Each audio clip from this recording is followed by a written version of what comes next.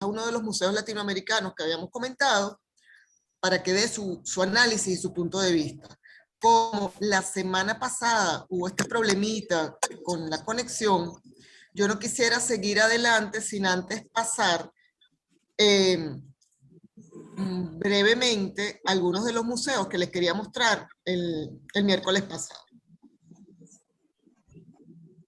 Entonces, creo que habíamos quedado en cómo estaban constituidos legalmente bajo el Ministerio de Cultura, que era como el paraguas que abrigaba todas las instituciones culturales. Creo que llegué, o tal vez fue posible escuchar cuando comentaba que había sido el ministro Abreu un gran dador en ese sentido, que luchaba a brazo partido con, digamos, con los gobiernos nacionales de turno, para que el presupuesto que se le adjudicaba al Ministerio de Cultura fuese un poquito más amplio, que no fuese el 0.00 algo por ciento, sino que llegase, que superara el 2%, que por supuesto en un país dedicarle a la cultura el 2% del presupuesto nacional realmente es muy pobre, pero con ese 2% apenas se hacía muchísimo en ese momento. Se distribuía entre los principales entes culturales del teatro, en ese caso también de la orquesta, de los museos, de los grandes museos, y así como estos principales bastiones de la cultura, había una cantidad de organismos adscritos al Ministerio de Cultura que también recibían pequeños aportes menos sustanciosos, por decirlo así, pero cabe destacar que los aportes a los museos estaban absolutamente justificados y ya veremos cómo. Y ya veremos por qué, porque un museo por lo general tiene una sede bastante compleja, tiene una colección de muchísimas obras que merecen cuidado, conservación, es decir, los gastos de un museo, que es lo que es parte de las estrategias que correspondería ver hoy, son bastante altos y eso en un presupuesto pesa. Por eso, entre otras razones, es por lo que lo general en otros países se cobra la entrada a los museos. Sucede que para poder cobrar la entrada a un museo, digamos que se supone que el nivel educativo y cultural de la población debe tener ya cierta conciencia y cierto hábito creado. En los países subdesarrollados esto por lo general no es así. Entonces, mientras eso sucede, es el Estado que tiene el deber de proporcionar, tanto en educación y cultura, a los ciudadanos todo este apoyo, soporte y conocimiento. Entonces, partiendo de ahí, hasta el año 99, hasta el año 99, el Consejo Nacional de la Cultura, que se funcionaba para ese momento, cambia con estos nuevos cambios de gobierno que hemos tenido en Venezuela y se convierte en el Ministerio de Educación, Cultura y Deportes. Y deja de ser el ministro Abreu. Bueno, después del ministro Abreu hubo 2 o 3 ministros más, entre ellos por muy breve tiempo creo que estuvo Rafael Arraiz Luca y otro personaje que en este momento se me escapa, y después lo dirigió el arquitecto Francisco Sesto. Esta diapositiva dice que actualmente era el viceministro de Cultura y presidente del CONAC, pero ya por supuesto no es así. Él es conocido como Farruco, no sé si lo habrán escuchado. Entonces, estas diapositivas las vimos la semana pasada muy breve, cuando les decía que estaba en un acto a la izquierda Juan Félix Sánchez, el artesano del Tisure de Mérida, que se le estaba haciendo un reconocimiento, que alguien por allí preguntaba que quién era el personaje que estaba detrás de Abreu, etc. Por ahí, creo que hasta por ahí más o menos llegamos. Después quería mostrarles para ese momento, antes de la llegada del presidente Chávez ante la llegada de Hugo Chávez a la presidencia de la República, estos eran los personajes que dirigían las principales instituciones museísticas. María Elena Ramos, que está a la derecha, a la izquierda y a la derecha, dirigía el Museo de Bellas Artes, en el Centro Clementina Bahamonde, que dirigía la Galería de Arte Nacional. Taya Rivero dirigía en ese momento el Museo Alejandro Otero. Adriana Meneses dirigía el museo el que está en Katia, el museo Jacobo Borges, y el señor Rafael Santana, que también estaba de subdirector en la Galería de Arte Nacional. Entonces, ellos eran los presidentes para ese momento de la llegada de Hugo Chávez. También quería mostrarles brevemente que existe en Venezuela y como en todos los países, una normativa técnica por la que se rigen muchos museos. O sea, existe un libro, para los que no lo conocen, que se llama Normativa Técnicas de Museos, que editó el Consejo Nacional de la Cultura, donde ahí está como, digamos, el buen hacer desde el punto de vista técnico de cualquier institución. Esto lo traigo a colación porque yo diría que fue un antes y un después cuando el presidente Hugo Chávez destituye no solo a Sofía Inver como directora del Museo de Arte Contemporáneo, sino a todo el tren. Esto fue en enero del 2001, es decir, hace justamente 20 años, como a todas las autoridades anteriores. Creo que la única que queda en ese momento me parece que fue Adriana Meneses, quien es hija de Sofía Inver. Entonces, este artículo, yo les voy a pasar este material en vista que creo que no se los pasé en vista que la clase. ¿Sí se los pasé? Perdón. No sé, pero yo no sé qué está mostrando ahora. Nosotros nada más estamos viendo las diapositivas en miniatura. No sé si está mostrando algo.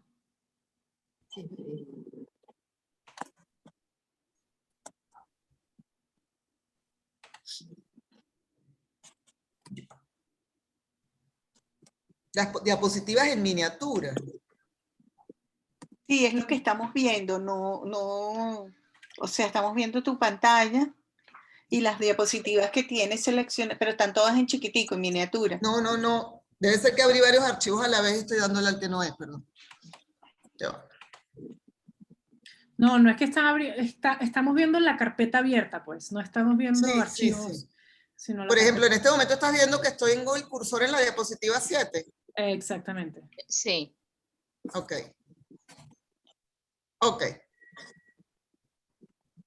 Que lo había abierto 2 veces sin darme cuenta. Estaba trabajando con el que pensaba que estaba. Ahora sí, ¿verdad? No. Seguimos viendo el cursor en la diapositiva. Creo que lo que pasa es que cuando uno le da a compartir pantalla en Zoom, él te da que escojas cuál es la pantalla que quieres compartir. ¿Puedes hablar más alto, por favor? Sí.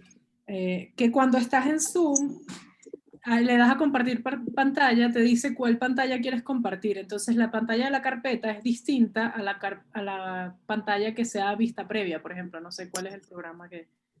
¿Qué estás viendo ahora en este momento? Ya basta. Ahora estamos viendo un artículo. Ahora sí vemos esa diapositiva. Ahora sí, exacto. La donde destituyen a Sofía Inver. Sí. Sí, la estamos viendo, sí. Chávez destituye a Sofía Inver. Ok.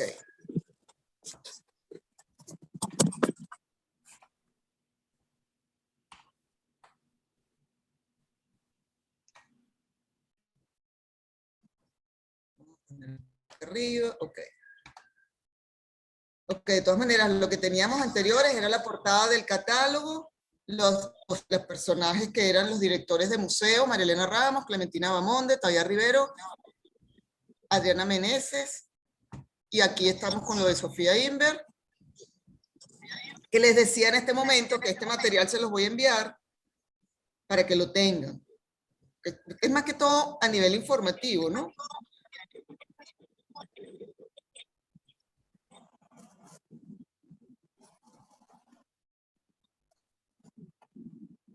¿Me oyen? Sí, profe.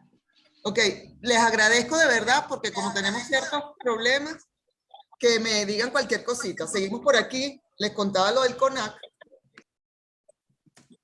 que el CONAC pasa en esta revolución cultural que comienza en el 2000, pasa de ser Consejo Nacional de la Cultura para crearse el Ministerio del Poder Popular para la Cultura.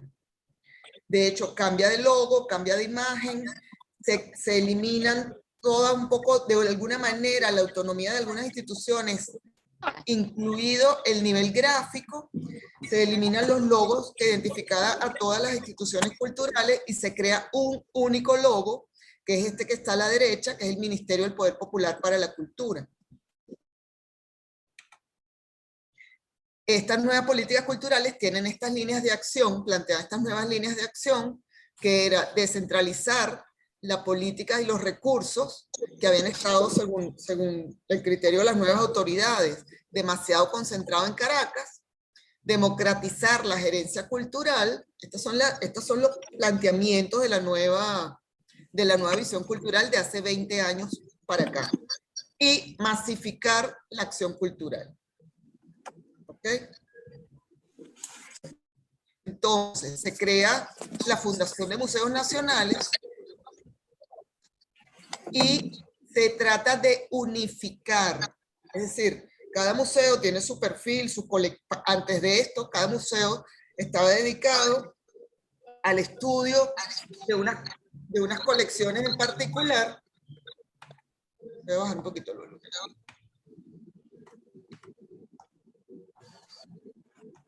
Al estudio de unas colecciones en particular, que era lo que le daba la personalidad a cada museo.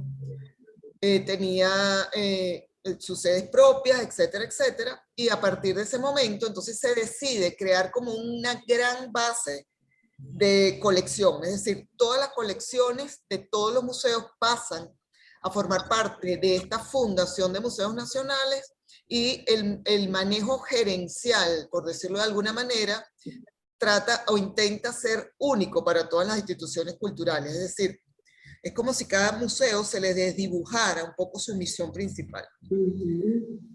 Entonces, todo lo que era el custodio del patrimonio, de lo cual era responsable cada museo, pasa a ser, es decir, pasa el control a un solo ente. Eso, por supuesto, desde el punto de vista museístico, que no lo vamos a analizar en este momento, sino yo les estoy como ilustrando la situación, lo que ha sucedido desde el punto de vista cultural en los museos de 20 años para acá, antes y después. Eso involucra, por supuesto, desde el punto de vista, que es lo interesante de esta materia, que cada uno de ustedes, la participación será exponer sus puntos de vista en relación, porque es muy interesante lo que ha sucedido en Venezuela. Entonces, cada uno de ustedes expondrá el punto de vista, una vez que conozca un poco las estrategias museales y elija el museo que decida elegir, ver cómo es su punto de vista y allí comenzaremos los debates. Entonces, esto se une, ya estas colecciones se unen ya no por museos, sino por disciplinas artísticas. Entonces se decide hacer pintura, o sea, se decide aglutinarlas de esta forma: pintura, dibujo, fotografía, artes gráficas, diseño gráfico, textiles, tapices, escultura, ensamblaje, instalaciones y videoarte. No quiere decir que estas disciplinas artísticas no funcionen de esta forma antes de en la Revolución Cultural había museos donde obviamente tenían clasificadas sus colecciones o bien por disciplinas o distintas maneras de registrar las obras, que es lo que vamos a ver dentro de un ratito. Entonces, esta manera queda a grosso modo, digamos que en un solo ente. También en las artes del fuego, la arqueología, porque esto sirve no solo para los museos de arte, sino para todos los tipos de museos que existen en el país. Artes decorativas aplicadas, diseño industrial, documentos e indumentaria. Entonces la misión se convierte en una sola misión, los proyectos se hacen de manera única también, o al menos así comienza la Revolución Cultural, cuando se expone aquellas grandes exposiciones que todos los museos abrían al público, cuyo curador principal era el arquitecto Farruko Serra. Si uno abre la página ahora mismo de la Fundación de Museos Nacionales, se encuentra algo parecido a esto, donde están todos aglutinados de esta forma: la Galería de Arte Nacional, el Museo de Arte Contemporáneo que hoy en día ahora tiene otro nombre, el Museo de Bellas Artes, y así sucesivamente. Entonces, para hacer un poquito de historia rápido, abuelo de pájaro, el Museo de Bellas Artes es el museo más antiguo del país.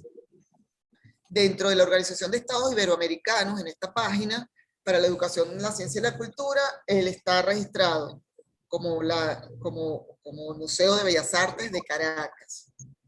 Entonces, allí en la página de Iberoamérica, de la Organización de Estados Iberoamericanos, pueden buscar la información básica de cada museo. El email, el área de interés, a qué se dedica, la breve institución la breve historia, perdón, de la institución, los horarios, etc. Es como una gran guía de museos. Antes cuando comencé, que creo que las diapositivas no habían pasado lo suficientemente bien de tamaño, tenía esta portada para ustedes, donde les explicaba que esto es a nivel nacional, que existe la Fundación de Museos Nacionales, pero que a nivel internacional, no, este es en la clase de hoy, existe el ICON, por todos bien conocido, que es, perdón, es que le estoy dando un poquito de material de la clase pasada, y la clase de hoy comenzaba con la diapositiva del ICON. Pasa que a última hora decidí pasar estas diapos para tener como una visión general de lo que íbamos a ver la semana pasada. Entonces, el Museo de Bellas Artes, como les decía, este es un paisaje de 1930 por allí, cuando se crea el Museo de Bellas Artes, que es el más antiguo del país, cuando se crea el edificio, porque ya el Museo de Bellas Artes existía desde mucho antes.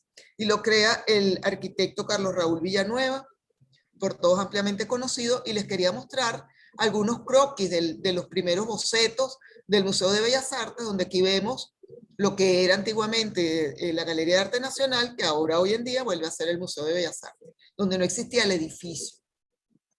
Esta era la planta neoclásica, que conocemos todos, la que tiene el laguito, el laguito es este, del Museo de Bellas Artes tradicional, que es este que vemos aquí que estoy señalando con el cursor. Y después es curioso que el primer proyecto de museo el primer proyecto como arquitecto lo hace Carlos Raúl Villanueva, y su último proyecto como arquitecto también resulta ser el Museo de Bellas Artes, pero la parte de la ampliación, que es toda esta, que es el edificio de 5 pisos. Todo concepto, etcétera, ¿no? Esta es la primera sede, y este es los pasillos que todos conocemos, hermosos, de arquitectura neoclásica, y esta es la isometría de la ampliación del Museo de Bellas Artes. Sucede que en el año 75, esta es la maqueta de la ampliación del edificio, donde aquí está la biblioteca, esta es la parte de la torre de oficinas, el núcleo de circulación, y todo esto es el cuerpo de las salas expositivas, donde todos estos son ventanales que daban al parque.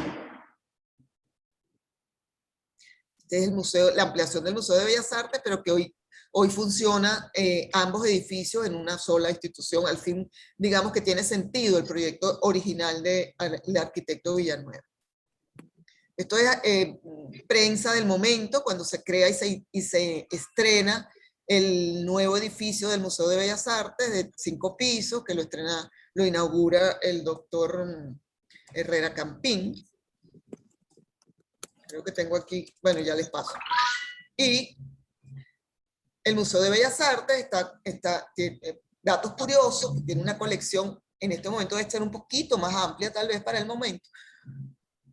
Tiene una colección de 5.638 obras divididas, por lo menos en su estudio curatorial, de la siguiente manera. Estaba en la colección de arte egipcio, la colección de cerámica china y europea, la colección cubista, que es una colección en comodato que donó en comodato, pues, la familia Echeverría al Museo de Bellas Artes por una cantidad de años indefinidos prácticamente, donde están obras maravillosas de Picasso, de Braque, de Duchamp, etc.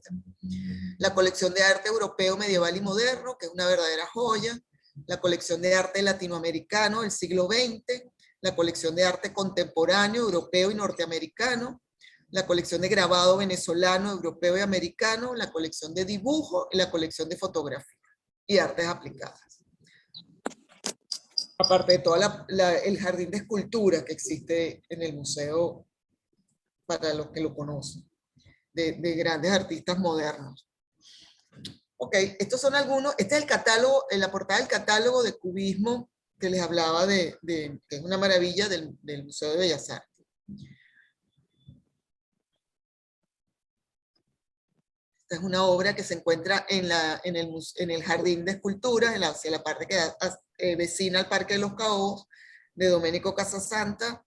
Aquí está una escultura de Dan Graham, uno de los artistas, bueno, de arte contemporáneo súper importantes en este momento, y tiene una escultura acá que quedó a partir de la que se construyó cuando se hizo en el Museo de la Exposición de Intervenciones en el Espacio, en el año 98. Y así el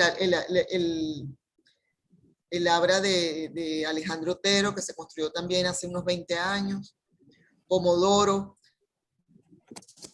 Y estas son algunas vistas de las salas del museo para los que quería solamente como un recordatorio.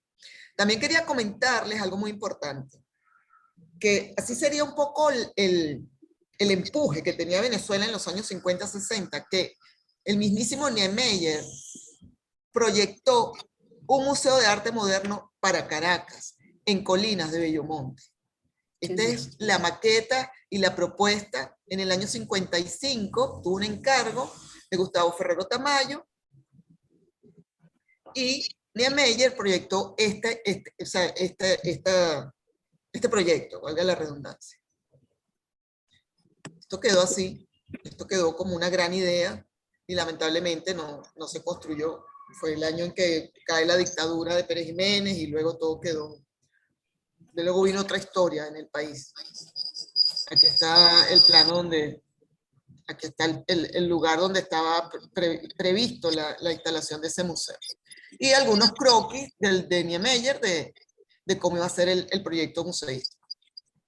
Me parece, siempre lo menciono porque me parece interesantísimo que, bueno, que lamentablemente, así como tal vez el helicoide no se construyó, pero no terminó de cuajar desde el punto de vista funcional, esto ni siquiera, esto quedó en una idea y en un proyecto, en una invitación, que hoy en día Venezuela podría contar con esta estructura diseñada nada más y nada menos que por Oscar Niemeyer. Entonces ya les conté el Museo de Bellas Artes, el Museo de Arte Contemporáneo Sofía Inver, que fue su creadora, estuvo asomando por muchísimas décadas. Estas son analogías de lo que puede ser un museo desde el punto de vista de un filósofo y de un político como André Malraux, por ejemplo, ¿no? Malraux dice que el rol de los museos ha desplazado su centro de atención de las obras de arte a la relación con la gente. En una frase hermosa, inspiradora, el museo imaginario. Entonces él hace como una creación del museo ideal, el museo imaginario, a través de cientos de imágenes.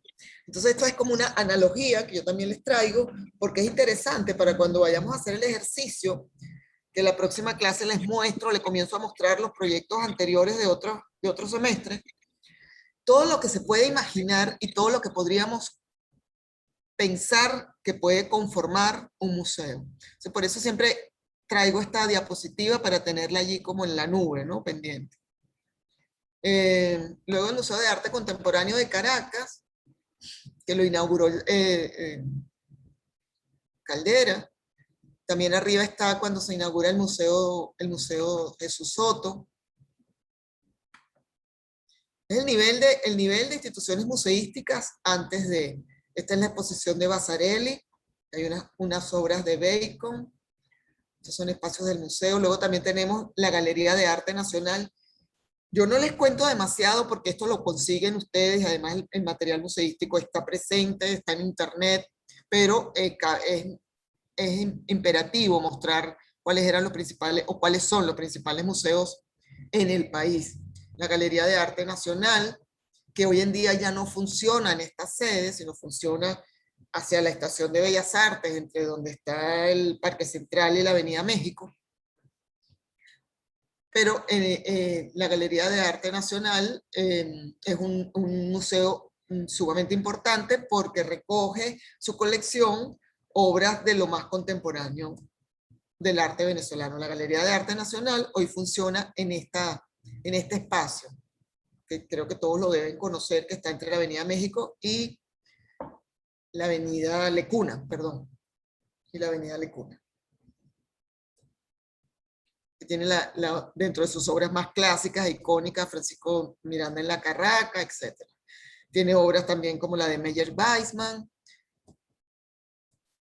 Está también el Museo de Artes Visuales Alejandro Otero, pero que ahora no se llama Alejandro Otero, sino se llama Museo de Artes Visuales, el MAO, que queda en La Rinconada, que también para la época llegó a ser un museo sumamente importante, aun cuando estaba en la periferia. Trajo exposiciones de renombre como Cartografías y Antiamérica para ese momento, ¿no? El Museo Alejandro Otero. Sus espacios, su hall, etcétera, el café, el jardín. Es decir, les estoy mostrando imágenes de museos que hasta ese momento eran museos muy activos, muy vivos, que tenían ofrecían un panorama expositivo y de actividades educativas, de divulgación, etcétera, muy fructífero, ¿no? Esta es la exposición de Antiamérica que se mostró en el Museo de Artes Visuales Alejandro Otero. Para ese momento yo trabajaba en el museo y tuvimos la suerte de contar tuvimos la suerte de hacer estas museografías, también cartografía para el momento se montó en el Museo Alejandro Otero. Entonces, está también el Museo Jacobo Borges, que dirigía Adriana Meneses, que también está en la periferia, más hacia Katia. El Museo de Arte Contemporáneo Mario Abreu, que además de funcionar en una sede convencional y clásica, extendió su espacio, y uno de las cosas particulares y peculiares es que, a pesar de estar en el interior, el museo ya experimentaba una fase en su crecimiento muy interesante, porque se mudó a un espacio que era el matadero de Maracay, y convirtió ese matadero, esa antigua fábrica, en un espacio expositivo. En el Museo de Arte Contemporáneo de Maracay, Mario Abreu, se daba el evento de los Salones Nacionales de Arte Aragua, con una convocatoria importante en Venezuela. Es decir, que había un movimiento no solo en Caracas, sino también en el interior. Estas son las salas del matadero del Museo de Arte Contemporáneo de Maracay. No podemos dejar de mencionar el Museo de Arte Contemporáneo del Zulia, el MACZUL, que es un edificio enorme que tiene más de 5.000, algo así, metros cuadrados. Aquí está un poco un ejemplo de cómo el MACZUL presenta su museo, es decir, la misión, la visión, los valores, los objetivos, las funciones, sus espacios, la página web con las exposiciones. Y así sucesivamente. También el Centro de Arte de Maracaibo Lía Bermúdez, que queda dentro de la zona popular de Maracaibo, que es con una estructura desde el punto de vista arquitectónico muy, muy particular. Desde el 1931 era un mercado, en fin. Entonces, les estoy trayendo esto para que vean las distintas tipologías de museos. Y con esto terminábamos un poco la clase de la semana pasada. Ahora vamos a pasar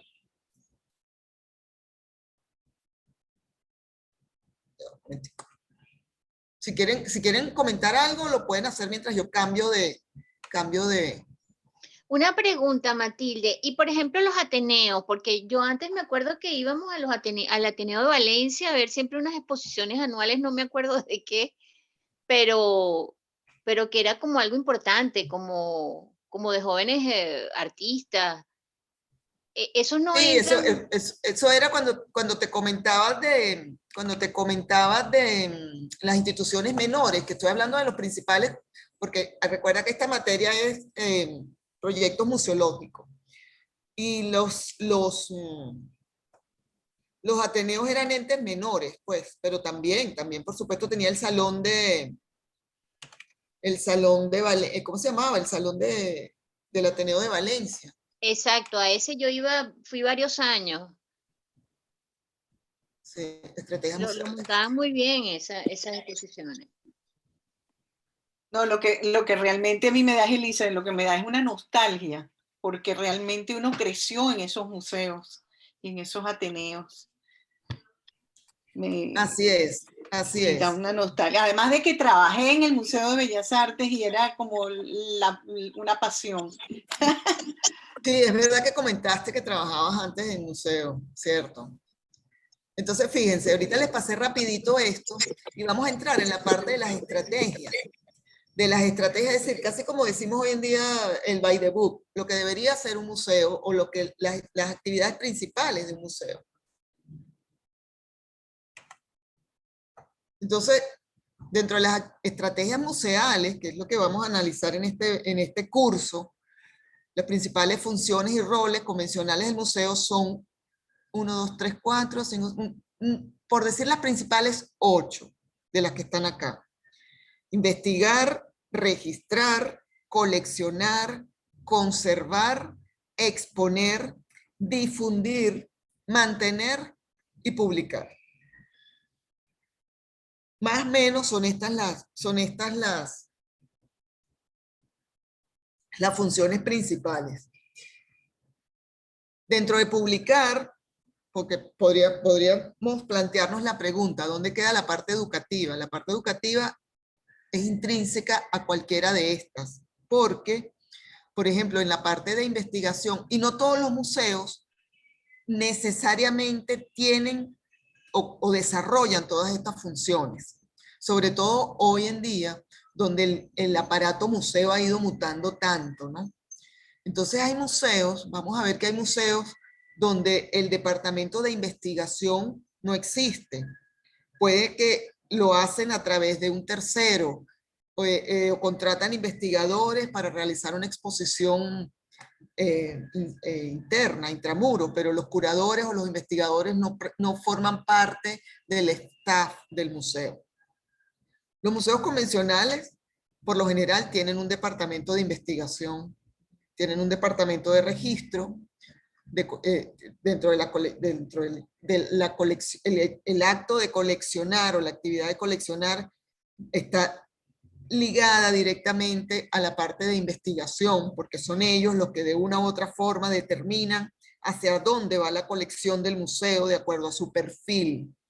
Entonces, por ilustrar algún ejemplo, en Venezuela, en el Museo de Bellas Artes, había varios departamentos dentro de la función de investigar del estudio del arte. Entonces había curadores de arte latinoamericano, de arte moderno, de fotografía, de dibujos. Había un staff de curadores que de hecho funcionaban en el piso 2 y en el piso 4 o 5 creo que estaban.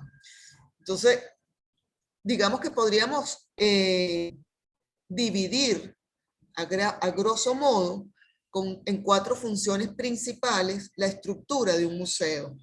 Estaría la parte de curaduría, investigación y educación, porque entonces todo lo que se produce, todo el producto de la investigación y el estudio, genera automáticamente un material de estudio que puede ser a la vez divulgado, bien sea en guías didácticas, en catálogos, en micros, es decir, es como la semilla principal desde el punto de vista del personal, del recurso humano que trabaja en un museo, que genera todas las otras funciones. Como les digo, no necesariamente, pero por lo general es así. Entonces existe el museo que dentro de esta institución, por llamarlo de alguna manera social, porque es como el designado dentro de la sociedad a llevar el bastión en materia de arte o de acuerdo a su misión y su perfil a lo que se dedique, tiene ese papel importantísimo dentro de la sociedad. Existe de manera clásica el museólogo, que es el que actúa y el que genera reflexión y genera material para hacer investigaciones y dirigir un poco la misión y el perfil de las colecciones del museo. Dentro de esas áreas también es muy curioso porque se puede organizar, no necesariamente en sentido lineal, las actividades de un museo. se puede ser hasta fractal si se quiere, ¿no? El departamento, por eso les digo, este es un ejemplo muy clásico. La parte de conservación está ligada a la parte de investigación, porque es la que estudia, cura en el sentido del restauro de las obras que estudian los investigadores, pero también el departamento de conservación y restauración en un museo que puede estar bajo los lineamientos del departamento de investigación. En el caso del Museo de Bellas Artes, cuando yo trabajaba allá, el departamento de conservación estaba bajo la gerencia técnica, la cual yo en ese momento dirigía. Entonces, era un departamento que atendía a dos gerencias, a la gerencia de investigación y de curaduría, pero también a la gerencia técnica. Está en el departamento Matilde, de registro. Sí, Matilde, perdón. sí, las diapositivas se ven en chiquitico otra vez. Ay, caramba. Déjame ver qué pasa. Se me dice que estoy compartiendo pantalla. Sí, están chiquiticas todas otra vez. ¿Ahora?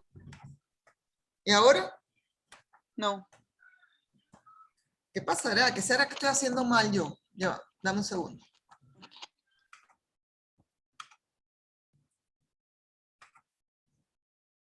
Están así chiquiticas, ¿ok? Sí. ¿Y ahora? Nada. Están en chiquitica. Entiendo. Déjame un segundo, porque esto sí es importante que... Déjame cerrar aquí todo.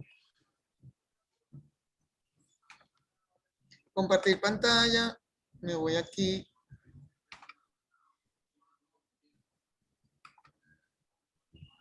Fíjate lo que estoy haciendo. Tú me dices. No, están en pequeñita. Todos los demás la ven en pequeñito.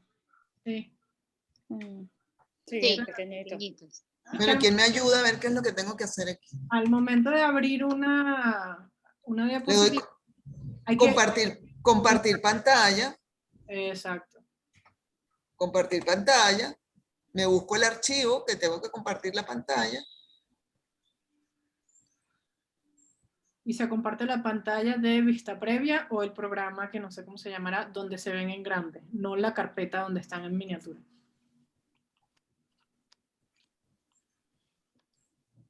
Dame un segundo, ¿sí?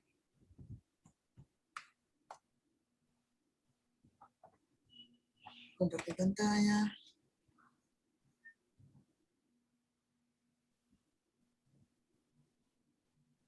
Que me quiero ir al escritorio, porque lo tengo en el escritorio, pero ahora no lo veo aquí.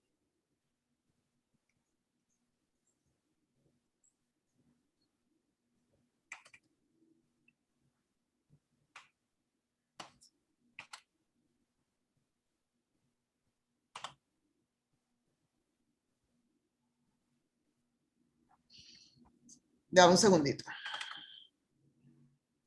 Si quieres se toman un cafecito, agua. Ya creo que voy a hacer algo aquí. Ah.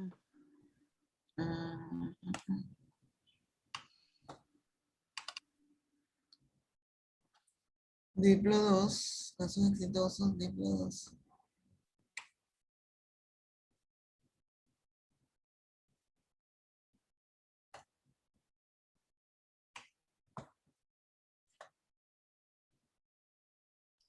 Ay, Dios. En esa época yo estuve en lo que se llamó por un tiempo proyección museística y luego se pasó a hacer gerencia de comunicación y desarrollo en el museo. En el Museo de Bellas Artes. Uh-huh. Ah, pero tú me decías que estabas cuando... María Elena Huisi, ahí cambió. Estaba ¿En qué primero año fue eso?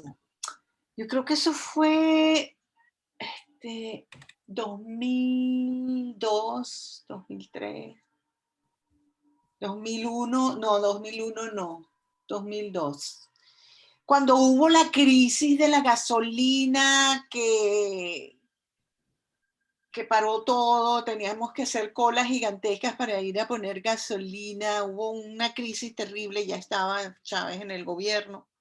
Y por ahí vino después el caso de que todo el mundo salió, todos salimos de los museos, pero fue una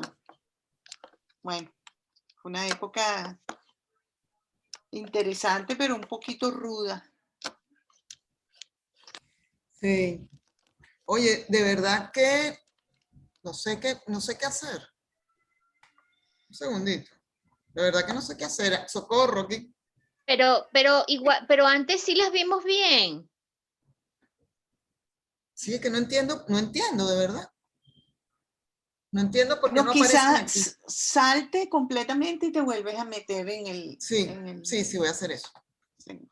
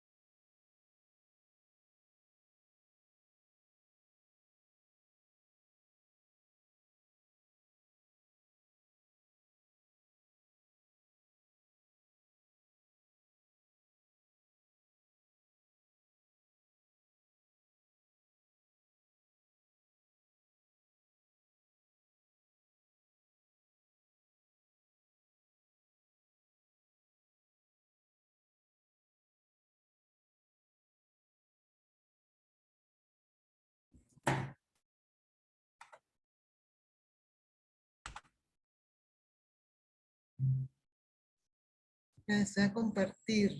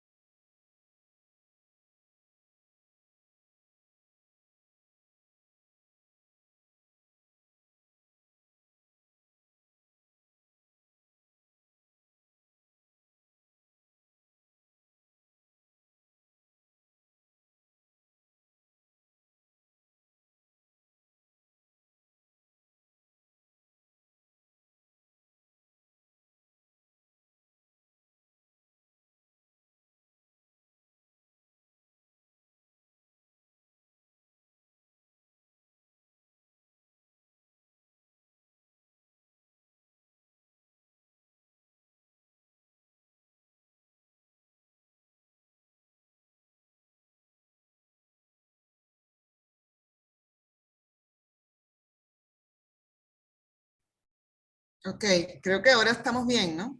Ahora sí. Disculpen Ahora sí se ve. Perfecto. Entonces hablábamos de estas estrategias, estamos aquí en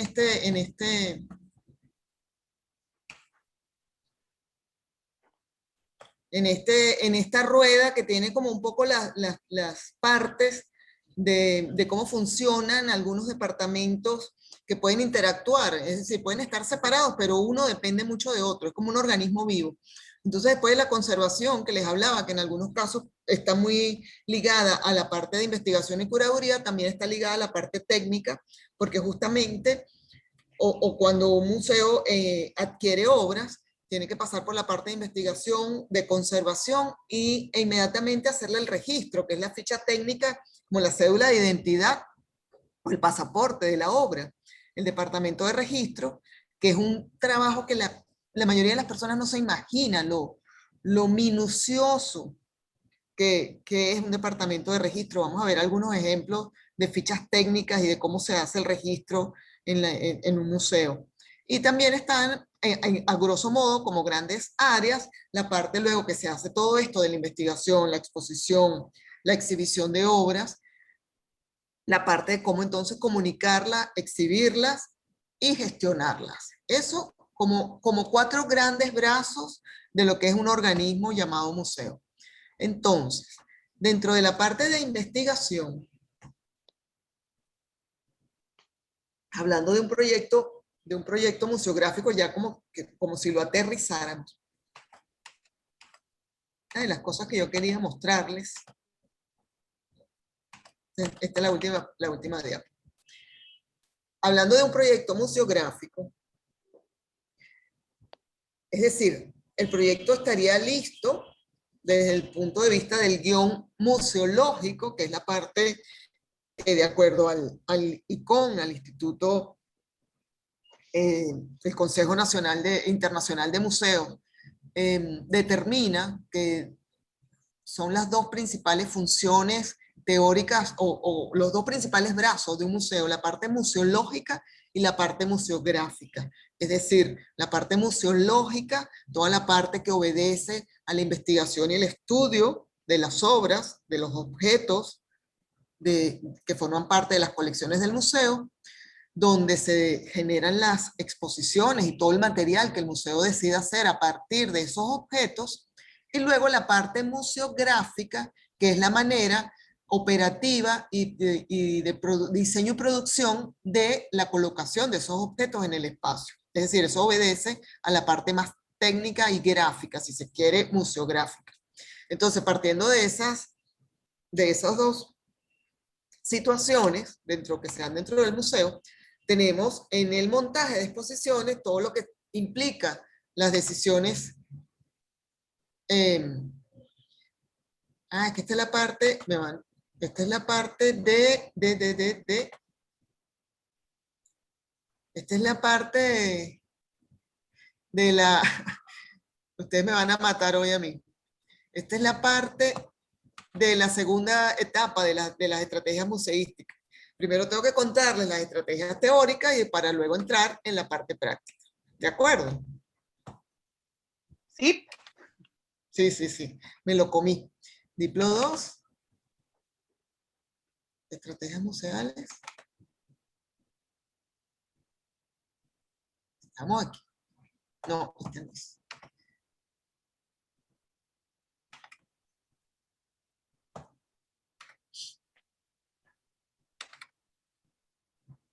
Ay, Dios mío.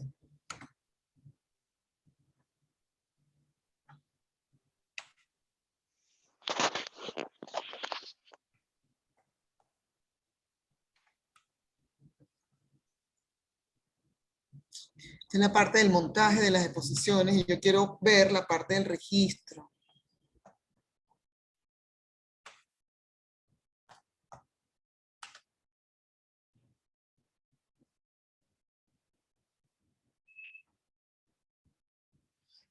Diplo 2. Clase museos exitosos. Diplo 2. Estrategia museal.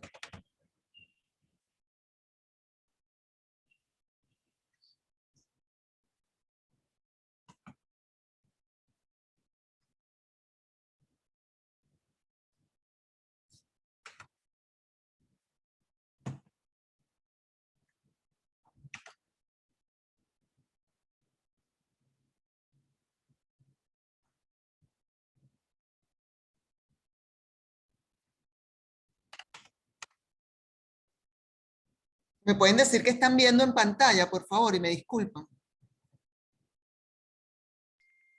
Estamos viendo algo que dice acciones previas al montaje.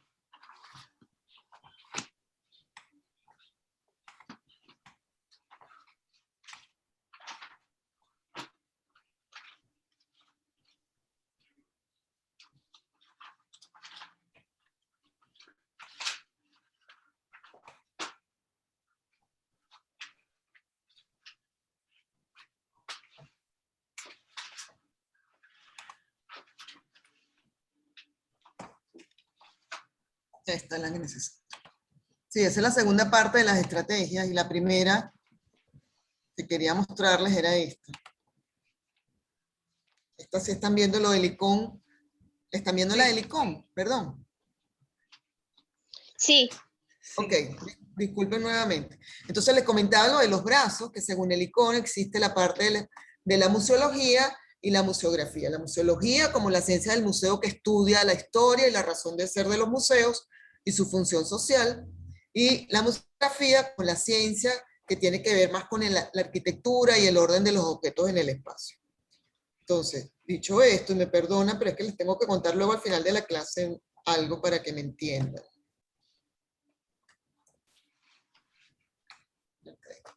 Ok.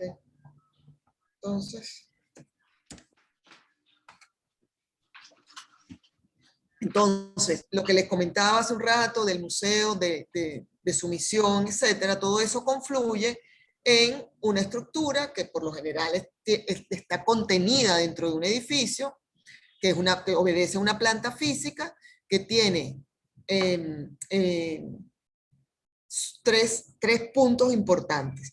La planta física, que es el edificio, las colecciones de ese museo, y el recurso humano, que son los profesionales que le dan vida a esa máquina llamada museo. Dentro de esa máquina están estos 4 brazos que les esbocé de una manera bastante general. Aquí hay un texto de Carlos Betancourt Salazar que habla un poco de cómo son estas categorías y cómo funcionan. Y cuando les comentaba la parte del departamento de registro, este es un ejemplo de un manual de registro y documentación de bienes culturales. Entonces, dentro de así como existe este manual, que creo que es de un museo latinoamericano, creo que es Ecuador o Perú, existe otro, aquí a la mano izquierda está el editado en Colombia, que es un manual de producción y montaje para las artes visuales, y también hay uno de museología, es decir, de curaduría, gestión y museografía, y el de la derecha es el venezolano, las normativas técnicas de museos. Entonces, está dentro de las estrategias, a grosso modo, de investigación, lo que se llama curar. Entonces, la curaduría de las exposiciones, la curaduría de las obras de arte, las curadurías del objeto, todo esto que hilvana o que genera un discurso. Un tipo de discurso. Aquí comenzamos a ver en los años 60, y si me permiten el inciso, por los años 60, cómo esa producción discursiva pasa a formar parte de la producción del propio artista. Es decir, el propio artista comienza a irrumpir, y ya la figura del investigador como tal, como se conocía, comienza a fusionarse dentro de una misma persona. Es decir, artista y curador comienzan a irrumpir en la escena, y ya no solo dentro del museo, sino fuera de ella.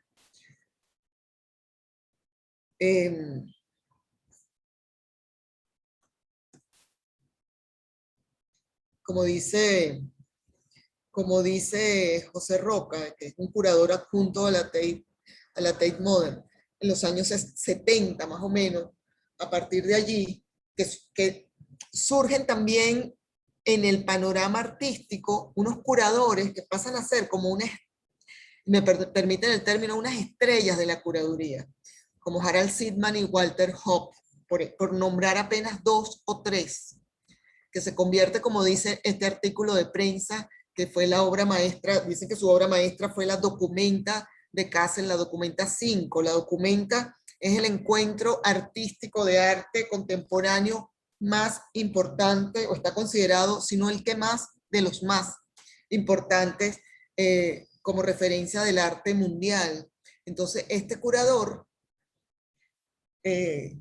con sus discursos, protagonizó y pasó a protagonizar y a modificar y a irrumpir sobre los discursos conocidos de manera tradicional. O sea, yo se los traigo porque me gustaría mucho que leyeran un poco sobre él y que investigaran más. Aquí solamente le traigo algunos ejemplos de Simaes, que como lo llamaban, el volcán de ideas, que por los años 60 hizo experimentos y propuestas de vanguardia súper interesantes. Y bueno, se convierte en un fenómeno de la curaduría. Ya no es el investigador de sala, de museo, sino que realmente él pasa a ser prácticamente también un artista. Otro de los curadores que hay que darle una revisada importante para los que nos interesan estos temas es Walter Hoppe. Como dice acá este texto, es difícil escribir una memoria curatorial. El trabajo de curarse a sí mismo, descubrir y exhibir el arte de otros, ya requiere un cierto alejamiento de uno mismo. Walter Hoppe, muy amigo de Duchamp, un personaje muy, muy particular que quisiera que le dedicáramos más tiempo, pero de verdad que solamente lo menciono para que de parte de ustedes les quede como la curiosidad de investigar todo este fenómeno de la curaduría. Walter Hoppe también trabajó con artistas que hacían ruptura dentro de los discursos museísticos tradicionales hasta el momento, como Frank Stella, Andy Warhol. Habría que ver todas las propuestas que hicieron estos señores en esa época, ¿no? Entonces, eso lo menciono porque es una manera curar e investigar de una manera clásica, pero también dentro de la investigación y la curaduría ha habido fenómenos que han roto, que han modificado lo que se entiende como la actividad clásica de la investigación, sobre todo a partir de lo que denominamos la época de la era de la contemporaneidad. Sin embargo, existe una actividad que el museo no logra escapar, o para mutar es de las más duras, creo yo, porque la actividad de registrar es tan taxonómica que más bien se le ha vuelto un problema a los museos, el hecho de registrar obras, sobre todo cuando las obras de arte, en materia de arte contemporáneo, si nos referimos estrictamente a ello, han mutado tanto y han cambiado tanto. Y hasta se han hecho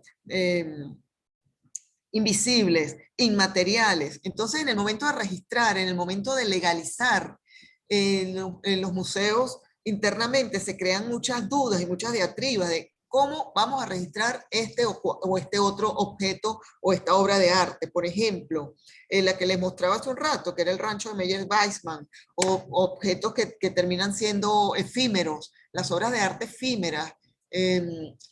No solo la parte de donde tiene que ver, donde se involucra el cuerpo, la actividad, el happening, etcétera, sino las obras de arte efímera que se construyen y se destruyen,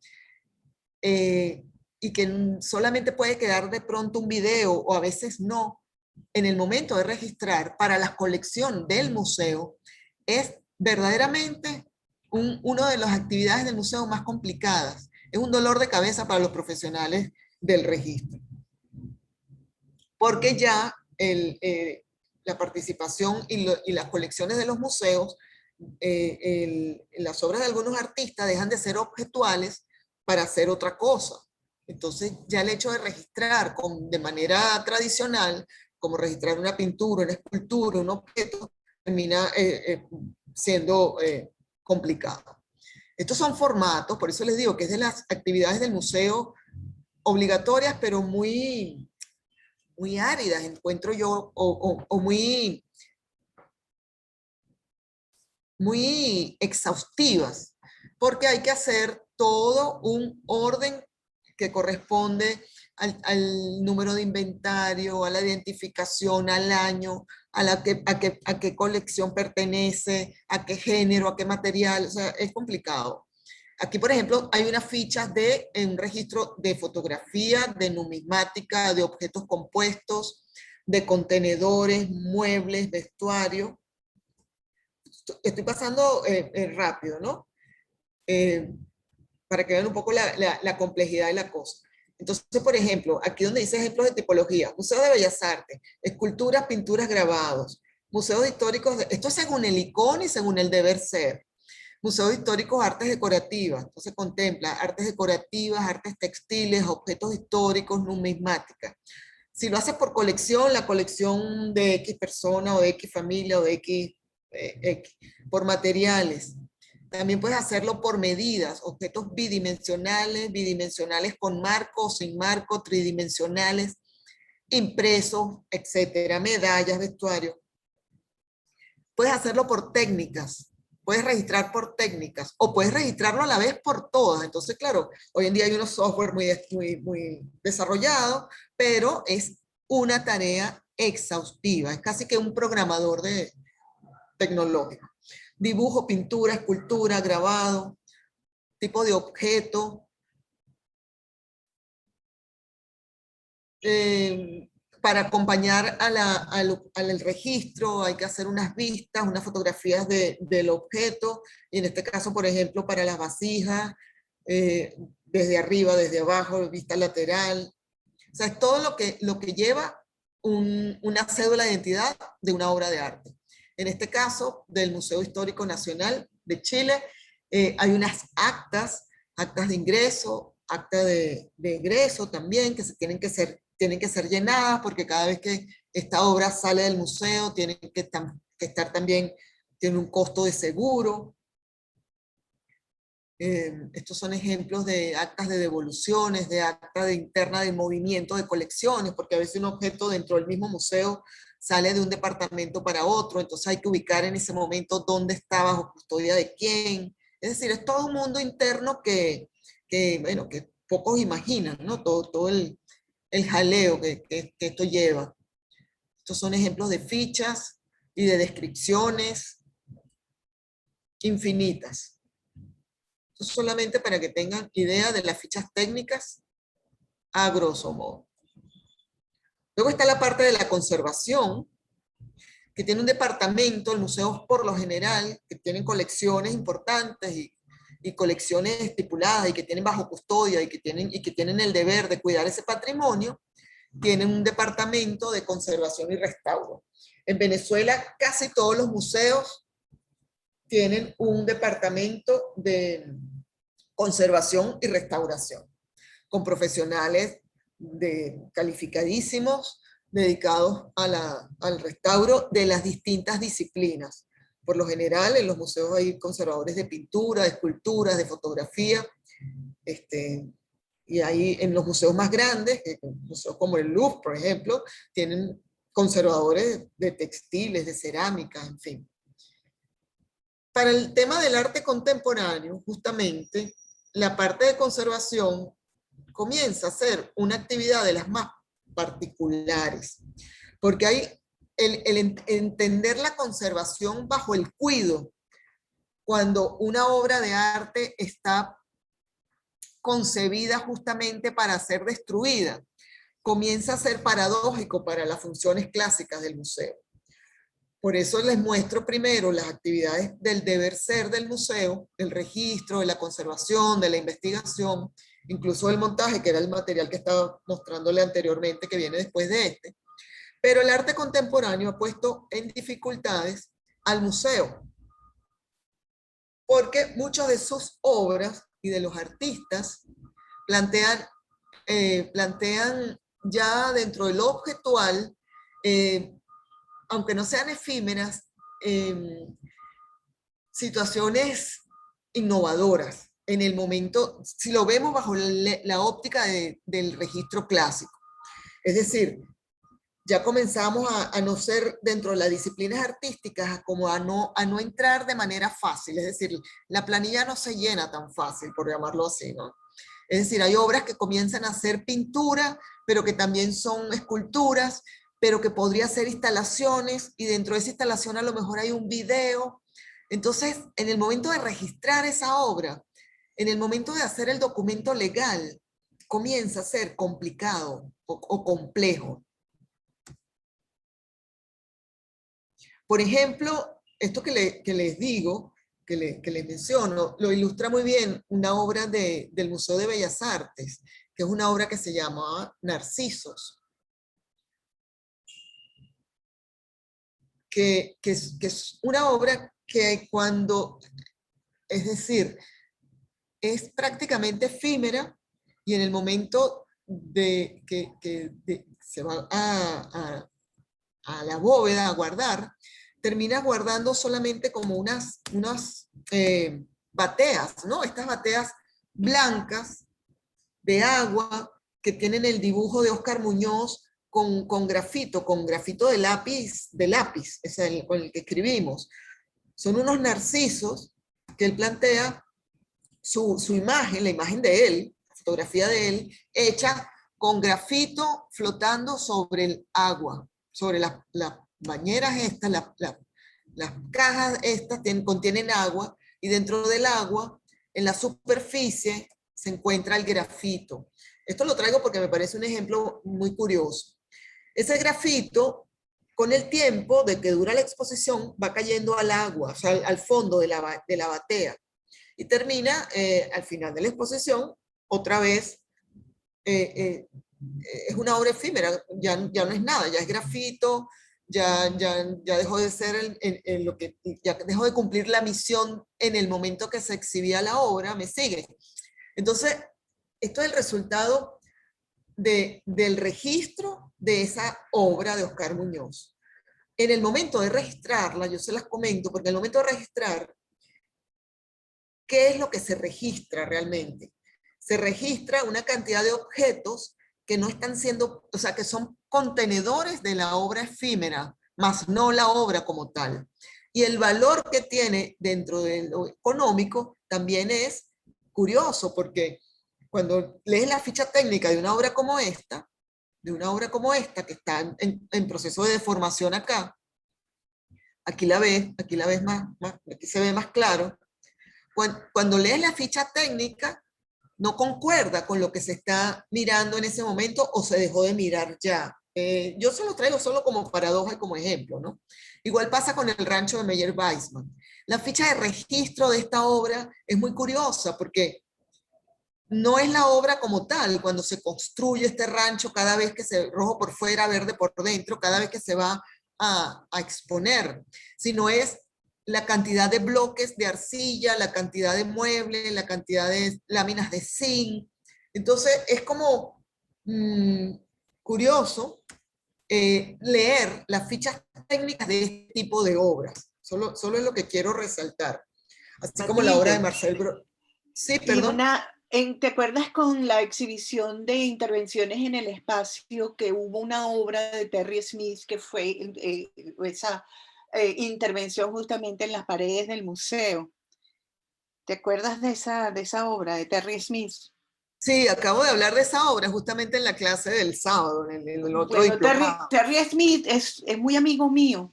De hecho, en ese momento yo trabajaba en el British Council y fuimos nosotros los que patrocinamos el proceso económico de traer a Terry Smith.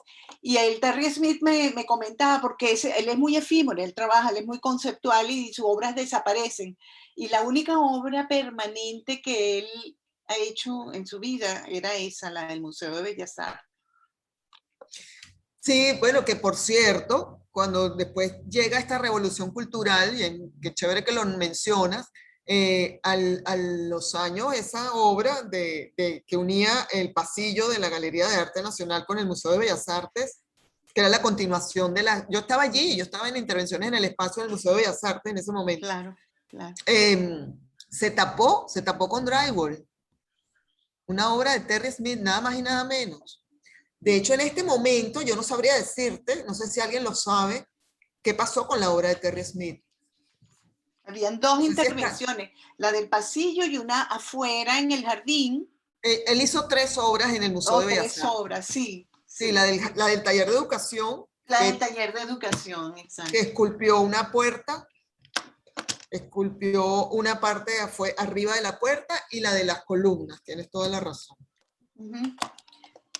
Está esta obra también de Maylén García para la exposición Desde el Cuerpo, que también fue una obra efímera mientras duró la exposición. Maylen vivió allí en el museo y eso tuvo una cantidad de complicaciones que en este momento, si me extiendo, no voy a terminar con el material, porque Maylen vivió en el museo y bueno, de pronto fumaba, de pronto se disparaban las alarmas. Entonces, esto lo comento porque era una obra de arte que estaba en el museo, pero que le resultaba muy incómodo a las estrategias del museo, es decir, al departamento de planta física. Se disparaban las alarmas de humo porque Maylen fumaba, comía, etcétera, porque estaba viviendo en el museo, esa era parte de su obra. Entonces, el museo, con esas estrategias tan rígidas o tan el deber ser, presenta problemas, ¿no?, en su evolución.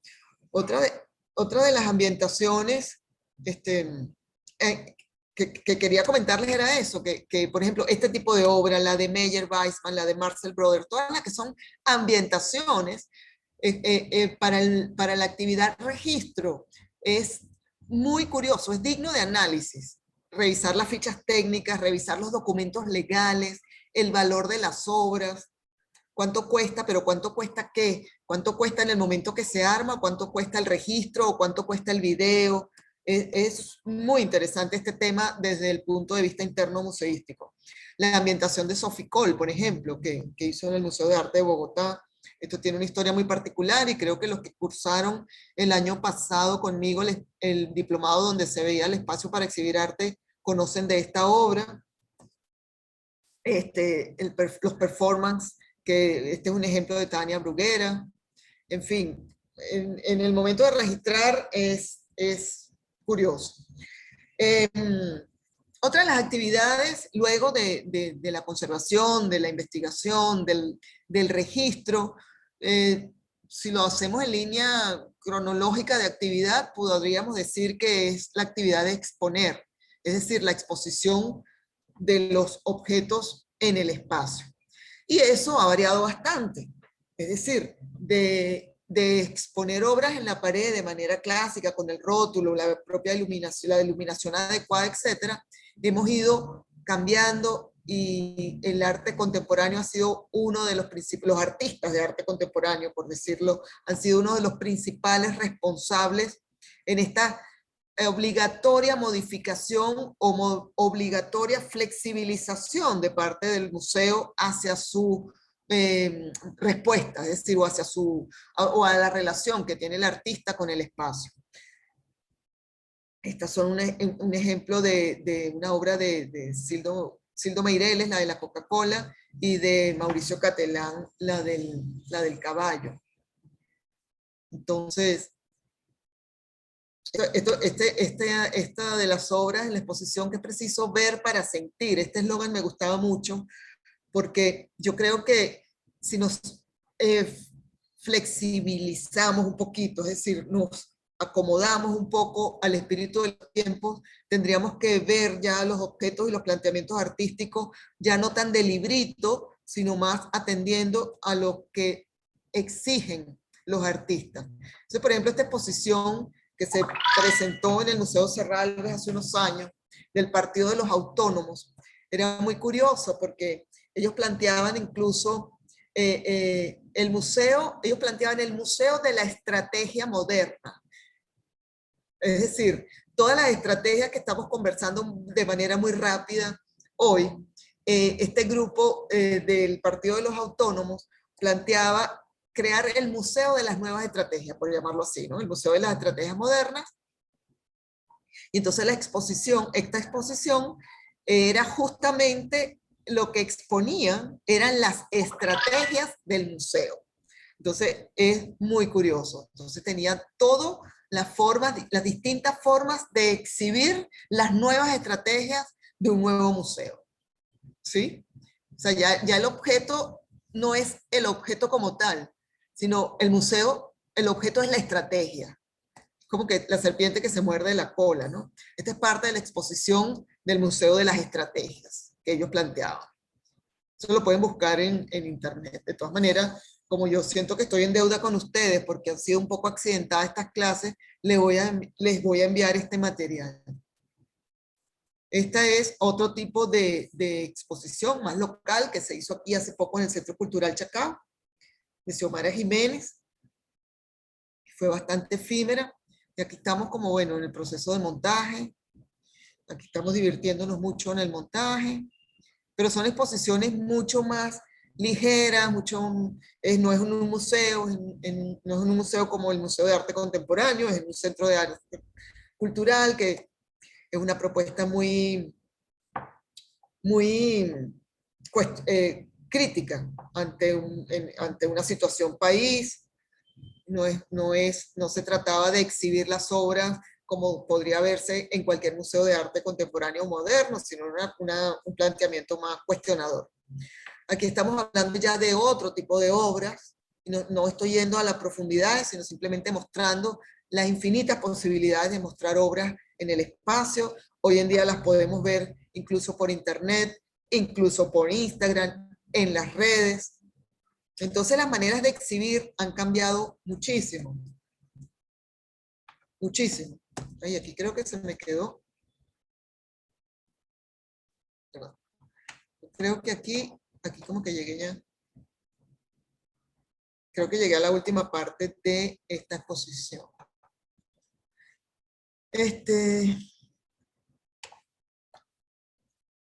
Sí, creo que esta parte terminaba aquí y tendría que continuar la otra, pero son 10 para las 6.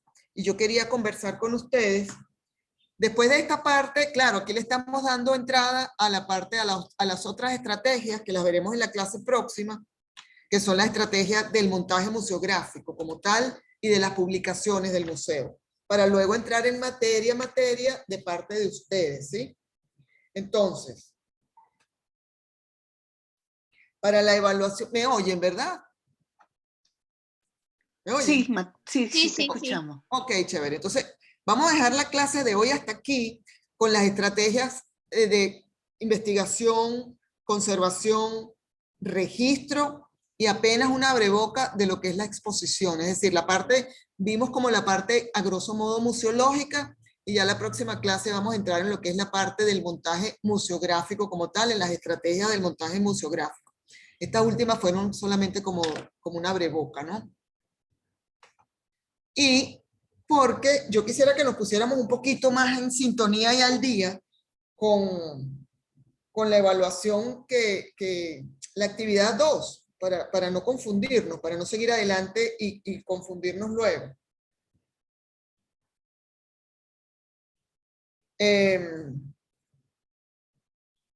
Yo les había sugerido, les había mandado unos links para que ustedes revisaran algunos museos latinoamericanos y para que escogiéramos con cuál de ellos cada uno de ustedes va a trabajar.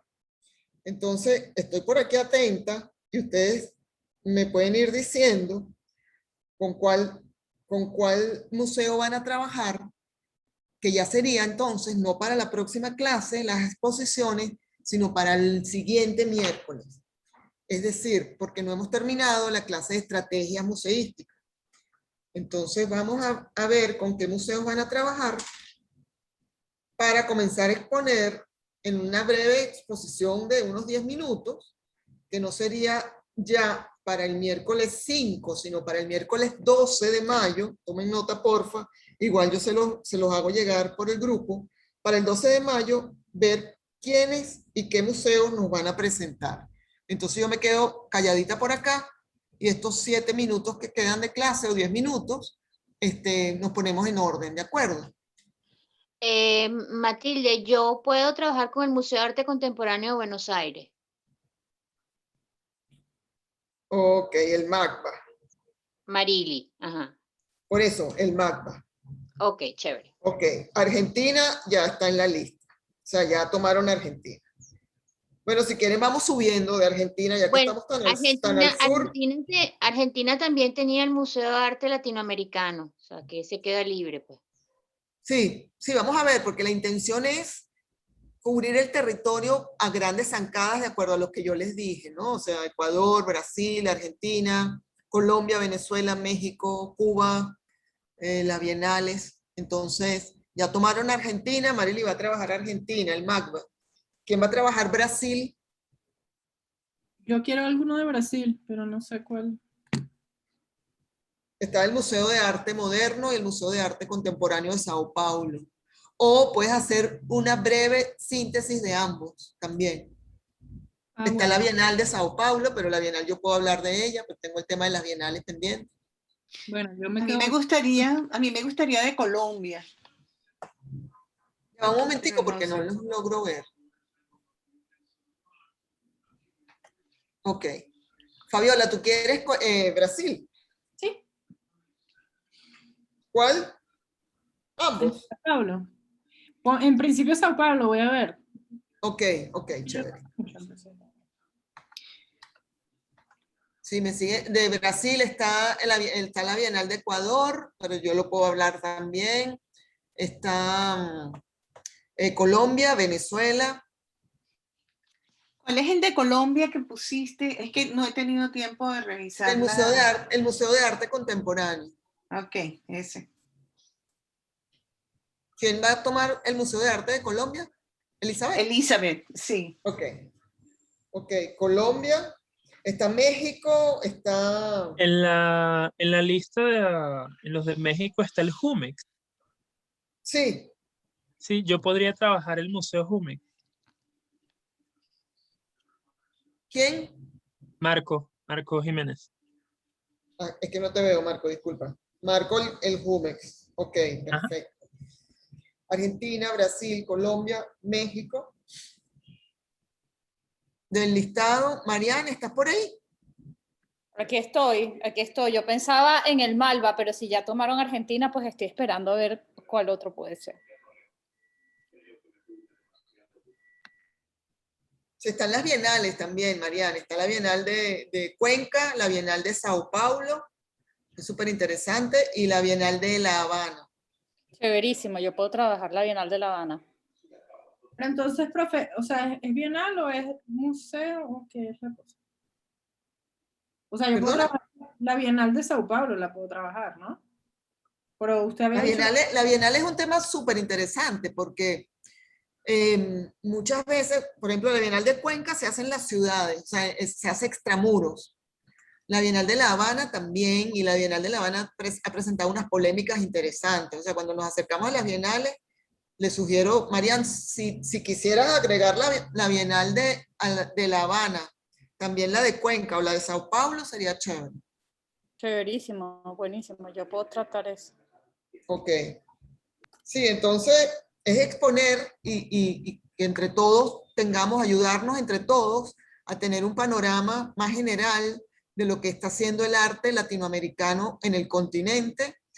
Y para ello es necesario entonces, en estas primeras clases, conocer como el aparato normal, convencional del museo, y luego ver, de acuerdo a los análisis que ustedes hagan, esa visión crítica que ustedes mismos van a proponer, si el museo que han elegido o la actividad bienal que han elegido, a ustedes les parece que sigue trabajando bajo las líneas de un museo con todas las de la ley o que ha trascendido, que ha evolucionado incluso o que se ha sintonizado con el lenguaje artístico actual, de la contemporaneidad actual.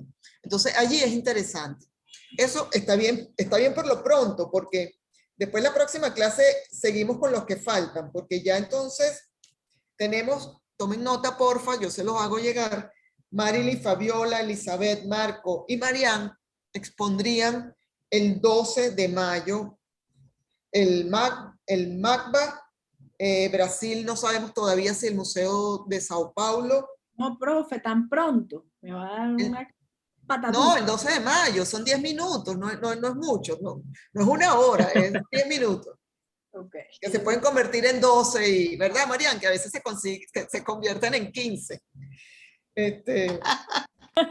Siguiendo los lineamientos, ¿sí? profe, disculpe, siguiendo los lineamientos de la actividad 2 que nos envió hace unas semanas, ¿no?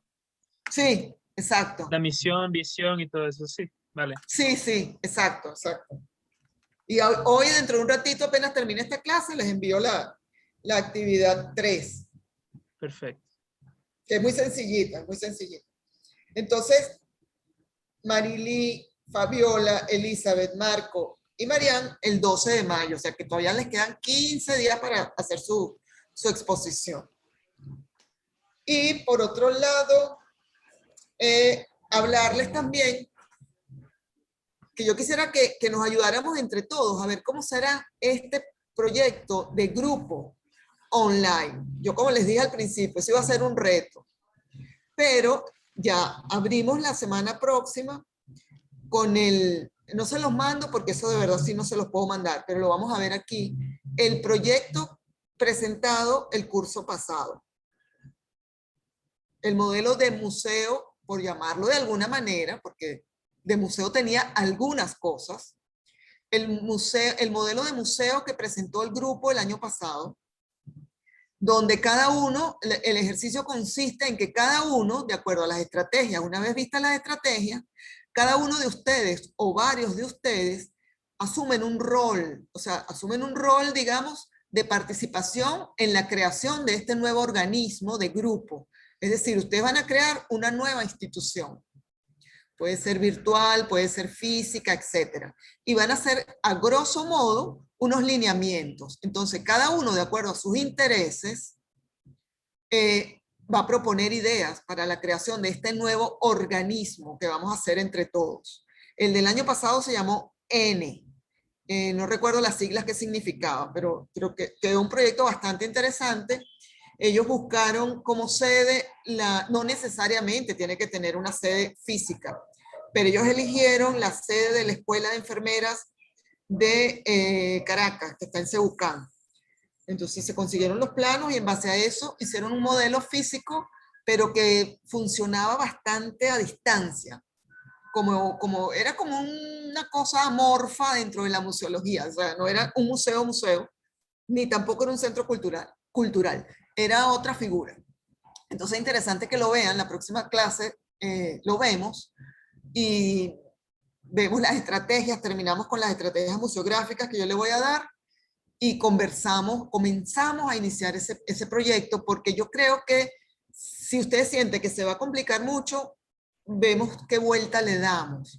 Pero me encantaría, porque justamente en estos tiempos que todos estamos trabajando a distancia, ver cómo podríamos trabajarlo a distancia. También hay una opción que les quería sumar. El Museo Francisco Narváez de Margarita quiere reabrir sus puertas. Yo estuve conversando hace una semana, estuve en Margarita y estuve conversando con su directora actual y le hablé de tal vez la posibilidad de plantearles al grupo si quisieran tomar como ejercicio, sin ningún compromiso, la sede del Museo Narváez en la isla para trabajarlo. Entonces también les dejo esa posibilidad. Y bueno, si tienen alguna duda, alguna pregunta, de verdad les ruego que me disculpen los inconvenientes de las presentaciones. Les prometo que para la próxima voy a estar mejor preparada. Soy toda oído. ¿Alguna duda? Mira, Matilde, una pregunta, porque en verdad tendríamos ya 2 clases menos, no sé cómo vamos a hacer para recuperarla. ¿Cómo 2 clases menos, Marily? Una clase menos. Una O clase sea, menos.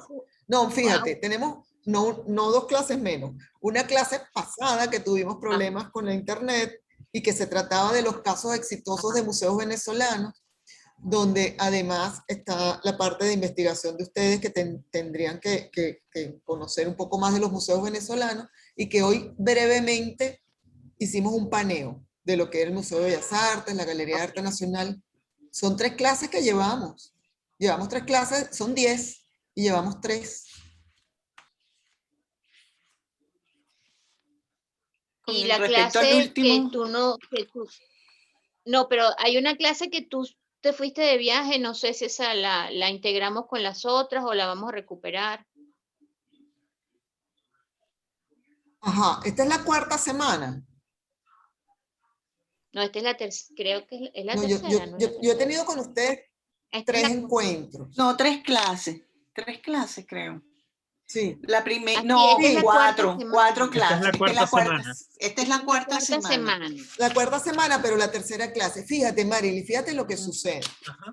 El contenido programático yo trato de hacerlo en al menos 7, 8 clases.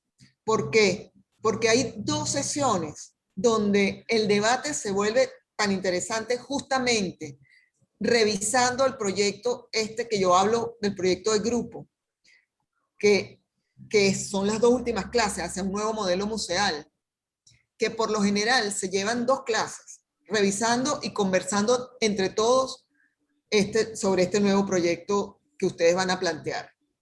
Pero por lo general, a veces se dan no 10 sesiones, sino 11. O sea, no, yo no tengo ningún inconveniente en dar una sesión más, para nada. Yo encantada de la vida. Lo que te quiero decir es que vamos en línea con los contenidos programáticos.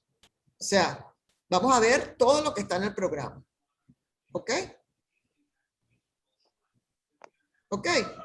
Ok, Chévere, chévere. Lo que Sí. estamos es como rodando tal vez la fecha. Y si cuando vamos terminando, vemos que nos hace falta esas 2 últimas semanas, en esas 2 últimas semanas, justamente antes de entregar los trabajos, es cuando ustedes por lo general piden otra clase.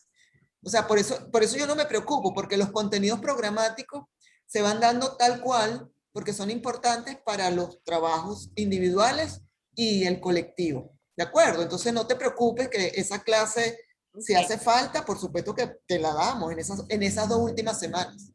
Porque vamos siguiendo el contenido programático. Yo no me estoy saltando contenido, que es lo más importante. ¿De acuerdo? Ok, Matilde, Ok. y, ok. Matilde, y Sí. con respecto al museo en Margarita Narváez, que me parece precioso. Sí, esa ya tengo los idea. planos, de hecho ya tengo los Ajá. planos y de verdad no he tenido mucho tiempo yo estuve allá, los vi, pero tengo los planos y no he tenido mucho tiempo de mirar los planos a ver en qué estado me llegaron. Lo mandaron en AutoCAD y no he tenido mucho tiempo de ver. Ajá. Porque, ¿En qué bueno, estado está era lo el que, museo? ¿En qué estado perdón, está el museo? ¿En qué estado físico se encuentra el mira, museo? oh sorpresa, yo pensaba que iba a estar deplorable y no, tienen como unos 2 años trabajando puerta cerrada. Ajá. La Fundación Narváez está en este momento, bueno, buscando fondos, pero no Ajá. está, yo pensaba que iba a estar más, o sea, la verdad que salí gratamente sorprendida del estado del museo. No está para inaugurar, pero está bastante correcto. Sí, porque Y, habían llegado noticias, cónchale y tal, que estaba muy deteriorado, que había vandalismo y no sé sí, cuánto. le han metido mano, la verdad que sí, hay mucha preocupación en eso. Y una de las últimas cositas que no tiene nada que ver con la clase de hoy, pero que es lo que me ha tenido estas 2 últimas 3 semanas un poquito atareada, es que la beatificación del doctor José Gregorio Hernández es dentro de 2 días. Y bueno, yo tuve la suerte de estar en el equipo de diseño del relicario de José Gregorio Hernández y bueno, ya entregamos este trabajo y, y es un cuento que merece otra clase aparte de lo que es este objeto museístico, si se quiere, como objeto de diseño de la fe es el objeto donde están las exequias de José Gregorio, ¿no? Entonces, para los que no sabían, el 30 de abril es la beatificación de José Gregorio Wow. y bueno, tuvimos ese inmenso privilegio de diseñar los relicarios, porque son 40 relicarios que va cada uno a una sede de las diócesis de Venezuela, de todo el país, y el que va para el Vaticano. Y eso está, sus restos están en la Candelaria, ¿no?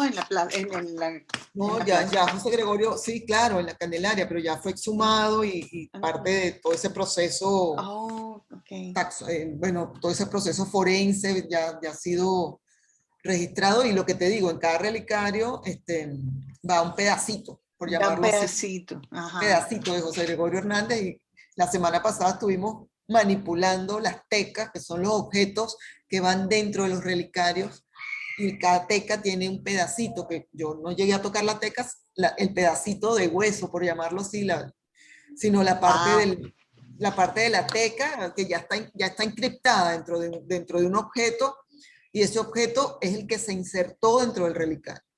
Pero si tengo chance, como todavía todo va sobre la marcha y ahorita esta semana todo está en pleno apogeo, cuando registre bien cómo ha sido este proceso, de pronto se los muestro al final del semestre. Chévere. Buenísimo. Entonces, bueno, quería despedirme y de nuevo Gracias, disculparme. Matilde. No, chévere. Chévere clase, divina.